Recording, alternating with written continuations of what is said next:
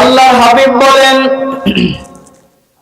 কোন ব্যক্তি যদি সূরা ইখলাস ভক্তি সহকারে একবার তেলাওয়াত করে, দুনিয়াতে যত মানুষ আছে, যত মানুষ এসেছিল, কিয়ামত পর্যন্ত যত মানুষ আসবে, সকল মানুষের অনুরূপ সওয়াব আল্লাহ পাক তার আমলনামায় লিখে দেয়।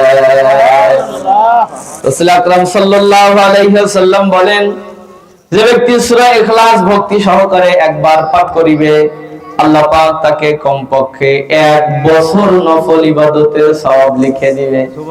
নবীজি আরো বলেন, যে ব্যক্তি সূরা ইখলাস একবার পাঠ করিবে, তাকে কমপক্ষে 10 পারা কোরআন তেলাওয়াতের সওয়াব দেওয়া হয়। এজন্য কেউ যদি সূরা ইখলাস 3 বার তেলাওয়াত করে, আল্লাহ পাক তার আমলনামার মধ্যে 1 খতম কোরআন তেলাওয়াতের সওয়াব লিখে দেয়। আবু হুরায়রা রাদিয়াল্লাহু তাআলা আনহু হতে বর্ণিত, তিনি বলেন, একদিন মসজিদে আমরা নামাজ আদায় করতেছি। মসজিদে নববীতে এক সাহাবী নামাজ আদায় করলো আমাদের সামনে। নফল নামাজের নিয়ত করেছে। প্রথম রাকাতে সূরা ফাতিহার পরে সূরা ইখলাস পড়েছে, দ্বিতীয় রাকাতে ফাতিহার পরে আবারও ইখলাস তেলাওয়াত করলো। নবীজি বললেন, সাহাবী, তোমার কি সূরা ইখলাস ছাড়া আর কোন সূরা মুখস্থ নাই? সাহাবী বলে, ইয়া রাসূলুল্লাহ, হ্যাঁ, আমার আরো সূরা মুখস্থ আছে। তাহলে কেন তুমি সূরা ইখলাস 2 রাকাতেই দিলা? সাহাবী দেখে বলে, ইয়া রাসূলুল্লাহ, এই সূরাটাকে আমার ভালো লাগে, আমি এই সূরাটাকে ভালোবাসি। আল্লাহর হাবিব বললেন, সাহাবী শোনো, সূরা ইখলাসের ভালোবাসা তোমাকে জান্নাত পর্যন্ত পৌঁছে দিবে। এই সূরা তেলাওয়াত করার দরকার আছে না নাই? পড়ব তো আমরা। আজ থেকে একটু ভক্তি সহকারে বেশি করে তেলাওয়াত করব। শুধু কি এখানেই শেষ? নবী আকরাম সাল্লাল্লাহু আলাইহি ওয়াসাল্লাম বলেন, আমি বসে আছি, জিবরাইল আমিন আমার পাশে এসে বসলো, কথা বলতেছি, হঠাৎ করে জিবরাইল আমিন আমাকে বলে, ইয়া রাসূলুল্লাহ, ওই যে আপনার সাহাবী আবু যর গিফারি যাচ্ছে। নবীজি বলেন, আমি তাকিয়ে দেখি আবু যর গিফারি চাদর মুড়ি দিয়ে চাদর পরে চলে যাচ্ছে। চাদর পরা মানুষ পিছন থেকে দেখে চেনা কিন্তু কষ্ট হয়। যদি পোশাক বোঝা যায়, হাঁটা চলা দেখলে অন্তত অনুমান করা যায় যদি পরিচিত হয়। কিন্তু আবু যর গিফারি চাদর পরে যাচ্ছে। নবীজি বললেন, জিবরাইল ভাই, ওটা আমার আবু যর, আমি চিনতে পেরেছি। আমার আবু যর চাদর পরিহিত অবস্থায় চাদর পরে যাচ্ছে, আপনি চিনলেন কিভাবে এত দূর থেকে? জিবরাইল আমিন মুস্কি হেসে বলে, নবীজি, আপনার আবু যরকে দুনিয়ার কয়জন মানুষ চেনে? আপনার আবু যরকে আসমানের সব ফেরেশতারাই চেনে। রাসূল বললেন, জিবরাইল, এমন কি নেক আমল আছে আমার আবু যরের জীবনে, যে কারণে আসমানের সব ফেরেশতারা আবু যরকে চেনে? রাসূল বললেন, জিবরাইল, কি এমন আমল আছে? জিবরাইল আমিন বলে, নবীজি, আপনার আবু যরের জীবনের 2টা আমল আল্লাহ পাকের কাছে সবচেয়ে বেশি ভালো লেগেছে। এর মধ্যে প্রথম নম্বর আমল হলো, আপনার আবু যর নিজেকে সব সময় সবচেয়ে ছোট মনে করে, নিজেকে ছোট মনে করে। আপনাকে যে বড় বলে, বড় সেই নয়। লোকে যাবে বড় বলে, বড় সেই হয়। সমাজে কেউ বুক ফুলিয়ে হাঁটলে, বড় গলায় কথা বললে, লম্বা লম্বা কথা বলে সমাজের ভিতরে বীরের মতো চললে লোকে বড় বলে না। বড় হওয়ার জন্য আলাদা কিছু গুণাবলী আছে। এর মধ্যে একটা হলো নিজেকে ছোট মনে করে দেয়া, সবার সাথে মিশে চলা। নবীজিকে বললেন, নবীজি, আপনার আবু যর নিজেকে সবচাইতে ছোট মনে করে। আর দ্বিতীয় নম্বর গুণ হলো, আপনার আবু যর যখনই অবসর সময় পায়, তখনই কুল হুয়াল্লাহর সূরা ইখলাস তেলাওয়াত করে। এই 2টা আমলের কারণে আপনার আবু যরকে দুনিয়ার কয়জন মানুষে চেনে? আপনার আবু যরকে আসমানের সব ফেরেশতারাই চেনে। হযরত আনাস ইবনে মালিক রাদিয়াল্লাহু তাআলা আনহু হতে বর্ণিত, তিনি বলেন, আমরা তবুকের যুদ্ধে গেলাম। যাওয়ার পরে গিয়ে দেখলাম যে শত্রু বাহিনী চলে গেছে অথবা আসে নাই। নবীর একটা স্বভাব ছিল, যুদ্ধে যাওয়ার পরে যদি শত্রু না আসতো, রাসূল অন্তত 3 দিন সেখানে অবস্থান করতেন, যেন শত্রু বাহিনী পরবর্তীতে এসে ফিরে যেন একথা না বলে, গিয়েছিলাম তোমাদেরকে পাই নাই। এজন্য নবী 3 দিন অপেক্ষা করলেন। 3 দিন পরে রাসূল আমার পাহাড়ের চূড়ায় উঠলেন, উঠে এদিক সেদিক তাকায়া দেখতেছে দেখি কেউ আসার সম্ভাবনা আছে কিনা। এমন সময় রাসূল দেখে জিবরাইল আমিন চলে এসেছে। নবীজি বললেন, জিবরাইল ভাই পাহাড়ের উপরে এই সময় কেন আসলেন? জিবরাইল আমিন ডেকে বলে, ইয়া রাসূলুল্লাহ আমি একা আসি নাই, আমার সাথে ৭০,০০০ রহমতের ফেরেশতার বহর নিয়ে এসেছি। নবীজি বললেন, জিবরাইল ভাই যুদ্ধ তো হলো না, যুদ্ধে যদি পরাজয় বরণ করতাম তাহলে না হয় ফেরেশতার দরকার ছিল, যুদ্ধই তো হয় নাই, ফেরেশতা দিয়ে কি হবে? জিবরাইল আমিন ডেকে বলে, নবীজি আজকে ফেরেশতারা যুদ্ধ করতে আসে নাই, ৭০,০০০ রহমতের ফেরেশতা এসেছে আপনার মুআবিয়া ইবনে মুআবিয়ার জানাজায় শরীক হবার জন্য। নবী আমার কেটে দিয়েছে। জিবরাইল ভাই আমার মুআবিয়া কি নাই? বলে না। চলে গেছে? বলে হ্যাঁ, চিরবিদায় নিয়ে চলে গেছে। কোথায়? বলে গ্রামের বাড়িতে মুআবিয়ার ইন্তেকাল হয়েছে। আল্লাহর হাবিব কান্না করতেছে, আরে আমার মুআবিয়ার জানাজায় আমি শরীক হতে পারলাম না। ও জিবরাইল ভাই আমার মুআবিয়ার জানাজায় ৭০,০০০ রহমতের ফেরেশতা এসেছে, কেন? কোন আমলের কারণে? জিবরাইল আমিন ডেকে বলে, নবীজি আপনার মুআবিয়ার একটা আমল আল্লাহ পাকের কাছে সবচাইতে বেশি ভালো লেগেছে। আপনার মুআবিয়া যখনই অবসর সময় পেয়েছে তখনই সূরা ইখলাস, কুল হুয়াল্লাহু সূরা বেশি বেশি পড়েছে। নবীজি একদিন মসজিদে বসে আছেন, গ্রামে একজন সাহাবী দৌড়ে আসলো, হাঁপাইতেছে। রাসূল বললেন, হাঁপাও কেন? এত ক্লান্ত কেন? তুমি দৌড়ে এসেছো? সাহাবী ডেকে বলে, ইয়া রাসূলুল্লাহ আপনার কাছে একটা মাসআলার জন্য এসেছি। নবীজি বললেন, কি মাসআলা বলো?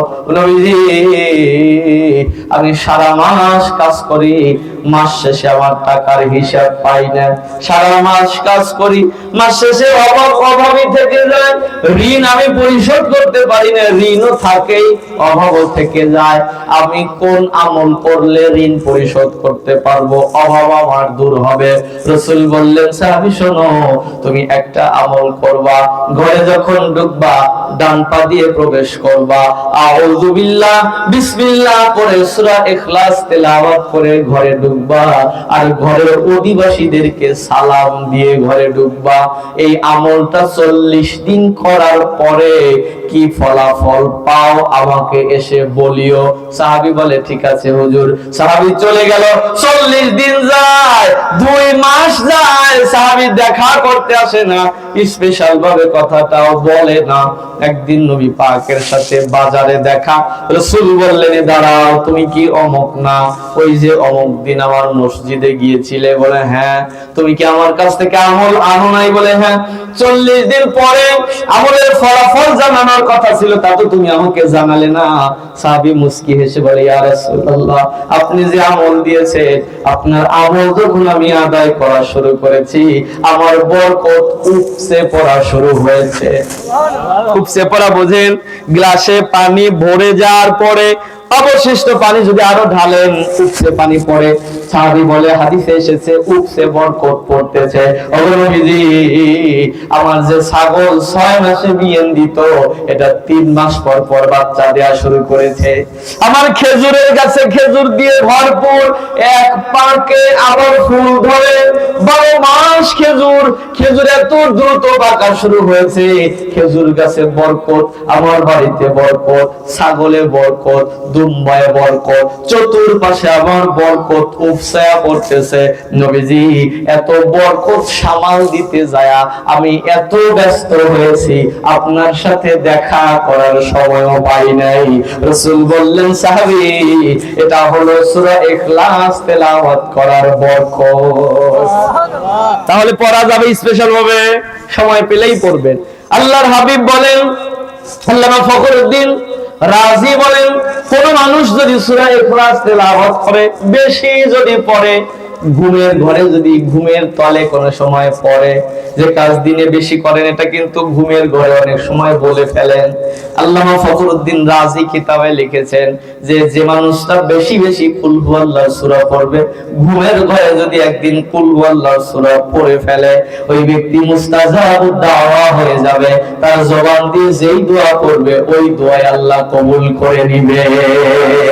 সূরা ইখলাস তেলাওয়াতের আরো একটা ফজিলত আছে, সুনানে দারিমিতে এসেছে, নবীজি বলেন কোন মানুষ যদি সূরা ইখলাস 10 বার তেলাওয়াত করে, জান্নাতের ভিতরে তার জন্য একটা বালাখানা বানানো হয়। নবীজি বলেন কেউ যদি 30 বার তেলাওয়াত করে, জান্নাতের ভিতরে 3টা বালাখানা বানানো হয়। পৃথিবীর প্রথম মসজিদ, যে মসজিদ নবী আমার মদিনাতে যাওয়ার পরে বানিয়েছিলেন, মসজিদে কুবা, পৃথিবীর প্রথম মসজিদ। রাসূল মদিনাতে যাওয়ার পরে মক্কাতে নবীজি প্রথম মসজিদ বানাইছিলেন না, মক্কা বিজয়ের পরে মসজিদ বানিয়েছিলেন। মদিনাতে যাওয়ার পরে যেই জায়গায় উট বসেছিল, রাসূল বললেন এখানে একটা মসজিদ বানানো হোক, নাম হলো মসজিদে কুবা। নবীজি বলেন কেউ যদি ঘর থেকে ওযু করে মসজিদে কুবাতে এসে 2 রাকাত নামাজ আদায় করে, সে একটা নফল উমরার সওয়াব পেয়ে যাবে। সুবহানাল্লাহ। এই মসজিদে কুবাতে ইমাম নিয়োগ দিবেন। সাহাবায়ে কেরাম বললেন ইয়া রাসূলুল্লাহ আপনি একজন ইমাম দিয়ে দেন। নবী আমার ইমাম নিয়োগ দিয়ে দিলেন। ইমাম সাহেব যখন নামাজ পড়ায়, সাহাবায়ে কেরাম অবাক হয়ে যায়, কারণ ইমাম সাহেব নামাজ পড়ায় ফজরের নামাজে যেই সূরাই পড়ে, দ্বিতীয় রাকাতে কুল হুয়াল্লাহর সূরা পড়ে। কথা কি বুঝতেছেন আপনারা?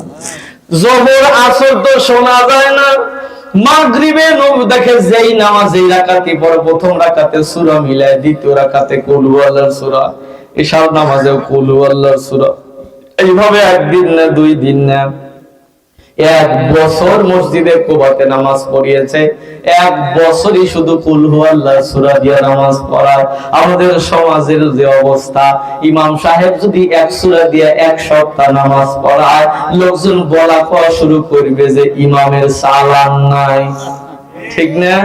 বলবে যে ইমাম সাহেবের চালান কম, অথচ যে ইমামের মুখস্থ নাই, ওই ইমামেরও কম পক্ষে 20টা সূরা মুখস্থ আছে, 10টা তো আছে, আরো 2, 4, 5, 7টা মুখস্থ আছে, বিভিন্ন আয়াত মুখস্থ আছে। অথচ সেই মুসল্লি বলছে ইমামের চালান কম, ওর পেটের ভিতরে বোম মারলেও 5টা সূরা বের হবে না। কথা কম না? ওই ইমাম সাহেব বলতেছে আরে ইমাম সাহেব 1 সূরা দিয়ে দিয়ে নামাজ পড়া, এই হুজুরের মুখে চালান নাই, তাই না? এই সাহাবী 1 বছর নামাজ পড়াইছে কুল হুয়াল্লাহর সূরা দিয়া। এক পর্যায়ে 1 বছর পরে সাহাবায়ে কেরাম নবী পাকের কাছে গিয়ে বললেন ইয়া রাসূলুল্লাহ কি ইমাম দিয়েছেন, ও তো কুল হুয়াল্লাহর সূরা দিয়ে নামাজ পড়ায়। ফজর মাগরিব এশা যে 3 ওয়াক্ত আমরা শুনি, কিরায়াত শুনি, 3 ওয়াক্ত কুল হুয়াল্লাহর সূরা, তাহলে বাকি 2 ওয়াক্ত মনে হয় ওইটাই দেয়, তাই না? নবীজি তাকে ডাকলেন, কাছে ডেকে বললেন সাহাবী তুমি কুল হুয়াল্লাহর সূরা দিয়ে নাকি 1 বছর হলো নামাজ পড়াও? সাহাবী বললেন হ্যাঁ ইয়া রাসূলুল্লাহ, হ্যাঁ আমি পড়াই।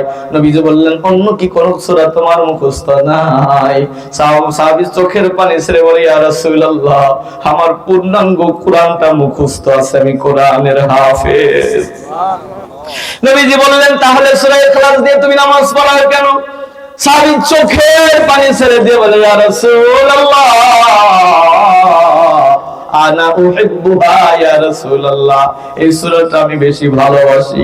আমি যখনই নামাজ পড়াতে যাই আমার কুল হুয়াল্লাহর সূরাটা বারবার মনে পড়ে যায়। নবীজি এই সূরাকে আমার বেশি ভালো লাগে। রাসূল মাথার মধ্যে হাত দিয়ে বললেন সাহাবীরে কুল হুয়াল্লাহর সূরার মহব্বত, সূরা ইখলাসের মহব্বত তোমাকে জান্নাত পর্যন্ত নিয়ে যাবে। অবশিষ্ট সাহাবীদেরকে বললেন তাহলে ইমাম এটা ক্যান্সেল, নতুন ইমাম কিন্তু দিলাম।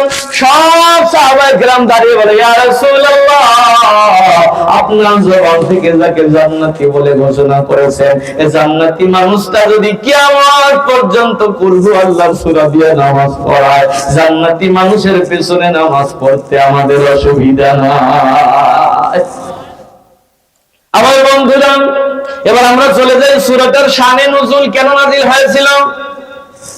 রাসূল আকরাম সাল্লাল্লাহু আলাইহি ওয়াসাল্লামের কাছে 3 দল মানুষ এসেছিল, খ্রিস্টান, তারপরে অগ্নি পূজক নাসারা এরা এসে বলল, তুমি মোহাম্মদ বলে দাবি করো, তুমি নবী বলে দাবি করো, তুমি যে আল্লাহর কথা বলো, আমরাও কিন্তু ওই আল্লাহর ইবাদত করি, তোমার আল্লাহ আমার আল্লাহ এক। রাসূল বললেন কেমনে? বলে তোমার আল্লাহর পরিচয় দাও, তোমার আল্লাহ কোন বংশের, আল্লাহর ছেলে মেয়ে কয়টা, আল্লাহর বংশীয় মর্যাদা কি, কোথা থেকে আসছে। নবী কোনো কথা বলছে না। কয়েকদিন ওরা এই কথাটা বলে, রাসূল যখন জবাব দেয় না, এই লোকগুলো, রাসূল একদিন হেরেম শরীফের দিকে যাচ্ছিল, পিছন থেকে বলে, মুহাম্মদ কোন আল্লাহকে ডাকো, ওই আল্লাহর পরিচয় দিতে জানো না।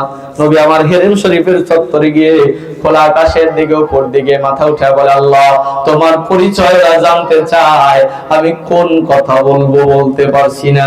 আল্লাহ জিবরাইল আমিনকে পাঠিয়ে দিল, জিবরাইল যাও আমার বন্ধুকে গিয়ে বলে দাও পরিচয় ওদের মুখে আমার বন্ধুর বলা লাগবে না, আমার বন্ধু শুধু এই সূরাটা তেলাওয়াত করা শুরু করে দিক, উলহু ওয়াল্লাহু আহাদ আল্লাহুস সামাদ লাম ইয়ালিদ ওয়া লাম ইউলাদ ওয়া লাম ইয়াকুল লাহু কুফুয়ান আহাদ।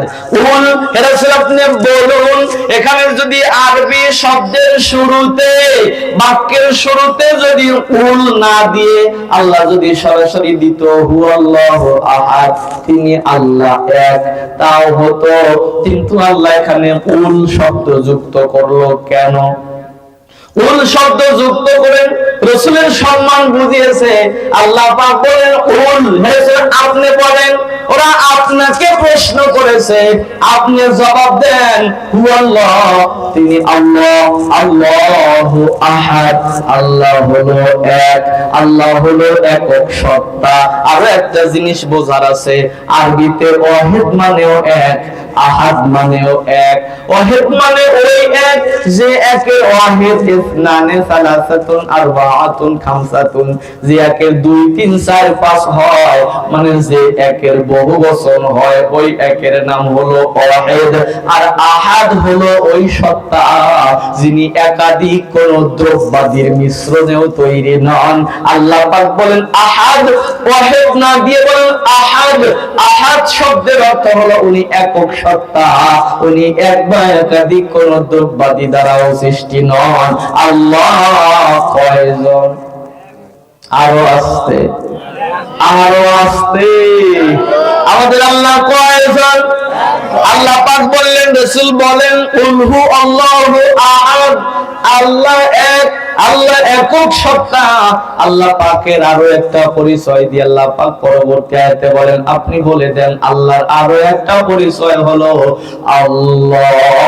আল্লাহুস সামাদ, আল্লাহ হলো অমুখাপেক্ষী।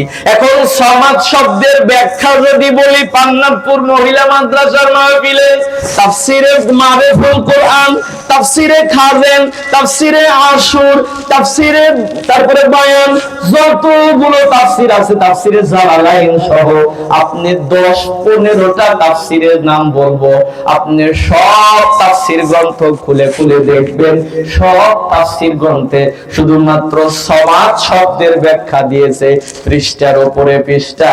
মানে সামাদ শব্দের ব্যাখ্যা বললেই ফজর হয়ে যাবে, এত লম্বা শব্দ। আমি সংক্ষেপে বলি, ভালো বুঝবেন।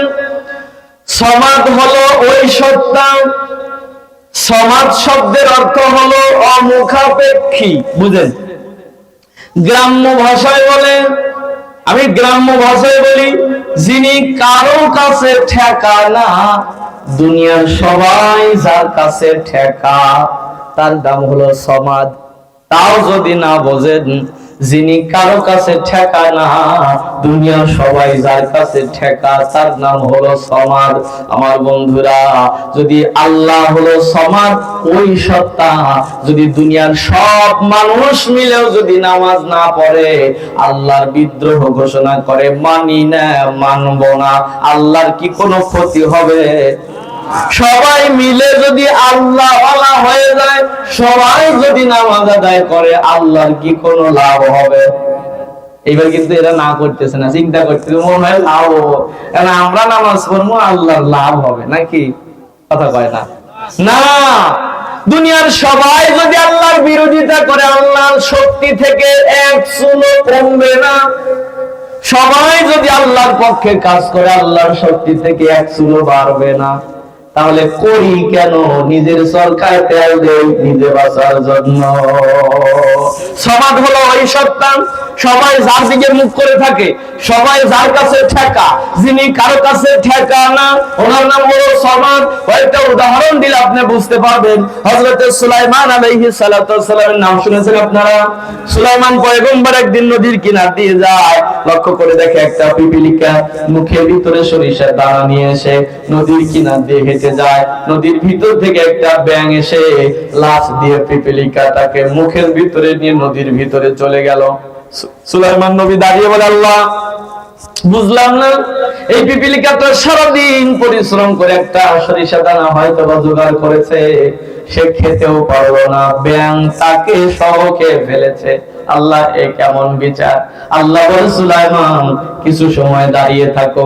কিছু সময় দাঁড়িয়ে আছে, লক্ষ্য করে দেখে ব্যাঙটা আবার ওই নদীর কিনারায় এসে হা করলো। জিহ্বার ভিতর থেকে পিপীলিকাটা আস্তে করে বের হয়ে চলে যাচ্ছে।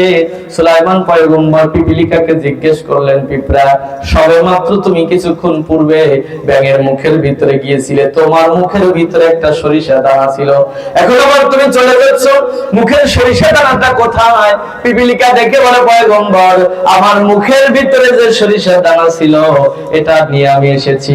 আমি সারাদিন যখন খাবার খাই আল্লাহ আমাকে হুকুম করে একটা অতিরিক্ত সরিষা দানা নিয়ে এখানে আসা। কেন জানেন? এই সরিষা দানা নিয়ে আমি একেবারে নদীর অতল গহ্বরে চলে গিয়েছিল। ব্যাঙ একেবারে নদীর অতল গহ্বরে পাথরের চিপার ভিতরে একটা পোকা বসবাস করে, যেই পোকাটার খাবার ওই নদীর ভিতরে নাই, নদীর তলদেশে নাই। পোকাটা ওখান থেকে বলে, সমাদ, তুমি আমাকে খাবার দাও, আমি না খেয়ে আছি, আল্লাহ খাবার দাও। আল্লাহ পিপীলিকাকে হুকুম করে, পিপীলিকা, তুমি ওই একটা সরিষা দানা নিয়ে সেই নদীর পাড়ে দাঁড়াও, ব্যাঙ তোমাকে নিয়ে ওখানে চলে যায়। পিপীলিকা বলে, আমি প্রতিদিন ওই নিচে যাই আর ওই পোকাটাকে একটা সরিষা দানা খাওয়ায়া আসি। যেই মালিক একেবারে নদীর অতল গহ্বরের ভিতরেও একটা পোকাকে খাওয়ায় একটা পিপীলিকার দ্বারা, ওই মালিকের নাম হলো সমাদ। এবার কি বুঝেছেন?